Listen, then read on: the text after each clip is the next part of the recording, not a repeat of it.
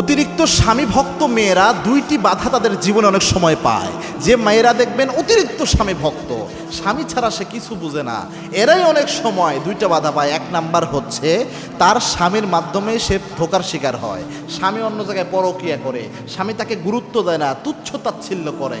এটা অনেকের জীবনেই এমনটা হয়। মারাত্মক একটা বিষয়, কিন্তু এটা তার জন্য পরীক্ষা।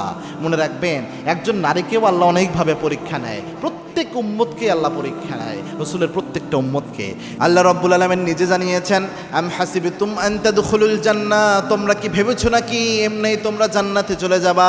অথচ আমি আল্লাহ রাব্বুল আলামিন এখনো তোমাদের পরীক্ষা গ্রহণ করি নাই। আহসিবান নাস আইয়াতরুকু আইয়াকুলু আমান্না ওয়া হুম লা ইফতানুন, তোমরা ভেবেছো বলবা আমরা ঈমান এনেছি, পরীক্ষা ছাড়া এমনি এমনি চেলচেলায় জান্নাতে চলে যাবা? It's totally impossible. এজন্য একজন মেয়ের জীবনেও পরীক্ষা হবে। নারীদের জীবনে এই পরীক্ষাটা অনেক সময় আসে যে সে অনেক ভালো, সে পরকীয়া তো দূরের কথা, অন্য ছেলের নামই শুনতে পারে না, অন্য ছেলের দিকে কখনো মাথা যায় না, কিন্তু তার স্বামী হয়ে যায় এমন, পরকীয়া করে বেড়ায়, অন্য মেয়ের সাথে কথা বলে, ফ্লার্টিং করে, তা অন্য ওই তার স্বামী তাকে কোনো গুরুত্বই দেয় না, তুচ্ছ তাচ্ছিল্য করে, অবজ্ঞা করে। এরকম অনেক ক্ষেত্রেই হয়। এটা আপনার জন্য পরীক্ষা, প্রিয় বোন, আপনি ধৈর্য ধারণ করেন।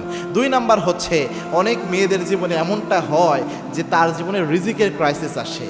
যে মেয়েরা এমনি একটু এলোমেলো হয়, নামাজ কালাম ঠিকভাবে পড়ে না, ইসলাম ওইভাবে মানে না, হালাল হারাম মানে না, তারা দেখবেন অনেক আলিশানভাবে চলতেছে, তারা অনেক বিলাসিতা নিয়ে চলতেছে। আর যে একটু হালাল হারাম মানে, বেশি স্বামী ভক্ত হয়, স্বামীর মধ্যে সীমাবদ্ধ থাকে, এরাই অনেক সময় অভাবে পড়ে, ক্রাইসিসে পড়ে, অনেক দিক থেকে আল্লাহ পরীক্ষা করে। তো এই পরীক্ষাগুলো দিয়ে আল্লাহ আপনাকে যদি ধৈর্য ধারণ করতে পারেন, ইন্নাল্লাহা মাআস সাবিরিন, আল্লাহ আপনার সাথে তো থাকবেনই, এমন পুরস্কার আল্লাহ আপনাকে দুনিয়া বা আখিরাতে দিবে যে আপনি নিজেই অবাক হয়ে যাবেন।